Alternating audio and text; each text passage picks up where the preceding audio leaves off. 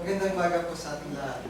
Muli ay salamat sa pagkakataon na ako ay pinagbigyan nyo ng mga paglingkod sa umaga.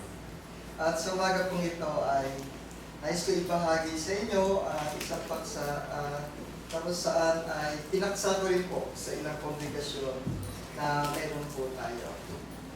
Dito ay may kinalaman kung saan binigyan ko ng pambaga kung bakit ang mga naniniwala o yung mga mananambahan ay tumitigil sa pagdalo sa panambahan.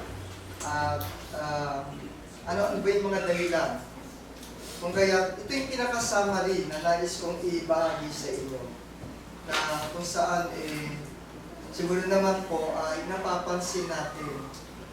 Okay. Ang mensahe ko pong ito ay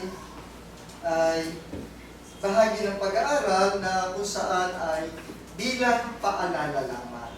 Paalala lamang po at sana ay huwag tayong magtuloy-tuloy sa pagkalimot sa ating mga tungkulin.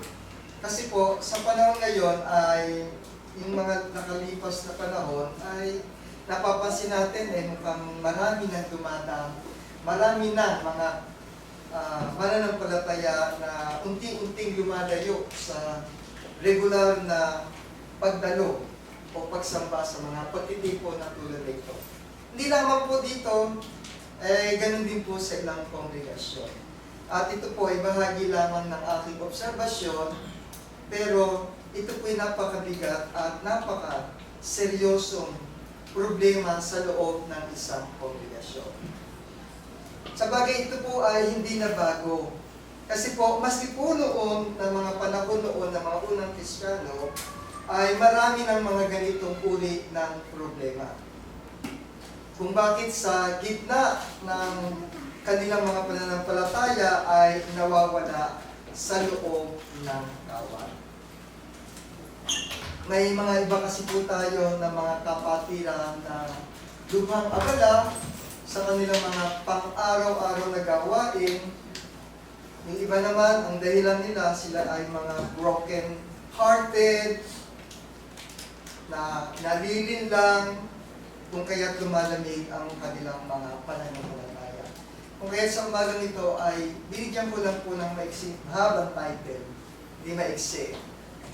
The Battle for Commitment o yung mga barriers to faithfulness in our worship. Ano ba yung mga balakid natin? Bawat isa sa atin, may mga balakid, barriers na dinadala. Bakit kuminsan ang iba sa atin ay hindi nakakadalo sa mga gawain tulad ng pagsamba na ginagawa natin linggo-linggo. Alam niyo po, yung mga ganitong mga hindi pagdalo ay hindi po ito nakikita agad-agad sa isang miyembro. Unti-unti po itong na makikita sa isang kapatiran. Una, para tayong mga apoy yung baga, yung apoy po, pagka yung namatay ang apoy, unti-unti nagiging baga, at hanggang sa mapatay, maging abuya. Kung hindi yan, dadagdagan ng panibagong kahoy, hindi yan uli mag-aala. Okay. Pero, kung iisipin po natin, ang issue na to ay napaka-seryosong malaking epekto sa buhay nating mga Kristiyano, sa ating mga espiritual na paglakad sa mundo ito. Dahil kung ito ay hindi natin bibigyan ng pansin, tayo po ay tuluyang mawawala sa landas na patungo sa ating Panginoon. Kaya sa umagang ito ay titignan po natin ang iba't ilang mga balakid na humahadlang sa ating katapatan bilang isang mga mananampalataya sa pagsamba. Muli po, ito po ay isang paalala at babala na kung saan ay itinuturo sa banal na kasulatan na kung saan kailangan ang bawat miyembro ay magpaalalahanan sa isa't isa. Isa sa dahilan, kung mapapansin ninyo, kung bakit sa ngayon ay kaunti ang bilang ng ating dumalo. Third week pa lang kung ngayon na. Kadalasan anong araw bang marami tayo? Pag-araw ng asawa? O araw ng Pasko? Hindi tayo nagsiselebrate po ng Pasko. Pero ang masakit po na kung saan ay talaga ay dahil sa dumadami ng ilang mga kapatira sa kanilang panlalaki sa pananampalataya. Sa Mateo 24:12, sabi po dito, at dahil sa pagsagana ng katampalasanan, ang pag-ibig ng marami ay ilalagay. Katampalasanan. Ano po ba yun? Yung mga kasalanan, yung mga gawain sa sanglibutan. Ay, totoo po yan.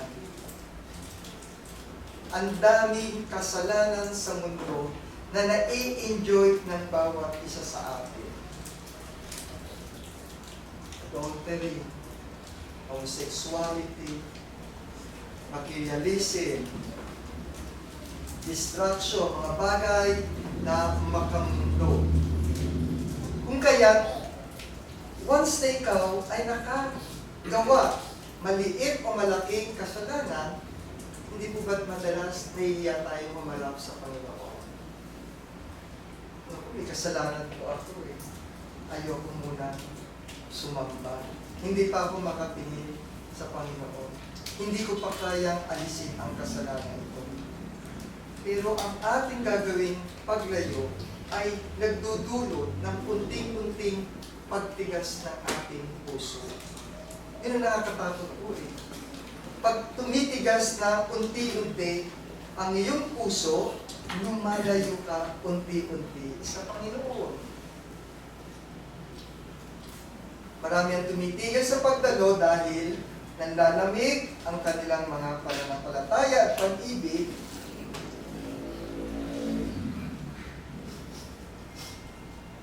Madalas po sa Facebook, nakikita ko talagang hindi na maitago ang mga kasalanan. Facebook, televisions, other form of media. Okay? Bagkus, ang nangyayari ay tinatanggap na karaniwan na itong tinatanggap.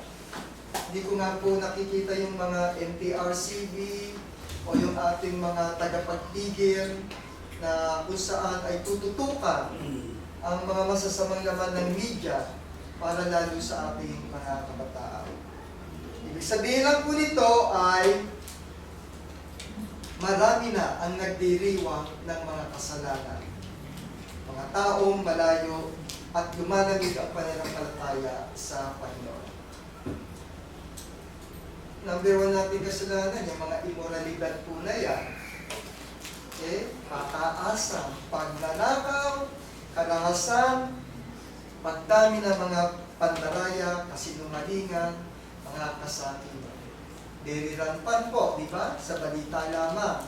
Patayan, magulang sa magulang, kapatid sa kapatid, magulang sa anak, at iba pa. Kakalungkot po. So, kapag lumalamig sa pananampalataya, asahan nyo, bakante ang upuan niya dito sa atin.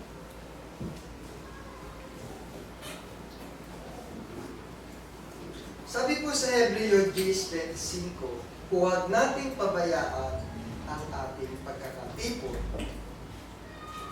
Sa dahilan, bakit kung saan ang mga balakid sa paglapit sa ating Panginoon ay yung pagliban sa atin.